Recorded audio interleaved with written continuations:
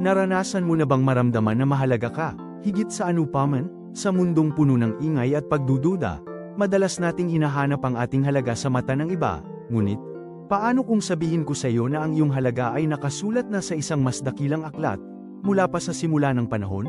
Ang ating Diyos, sa kanyang walang hanggang pag-ibig, ay pinili tayo, hindi tayo basta nilikha, kundi pinili. Sinabi niya sa Exodo Kapitulo 19:5, sa lahat ng mga bansay magiging aking pag-aari.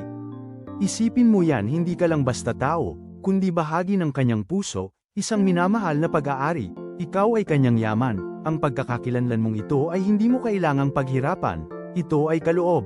Ikaw ay itinuturing na mahalaga, minamahal, at natatangi ng lumikha ng sanlibutan, kaya't yakapin mo ang katotohanan ito.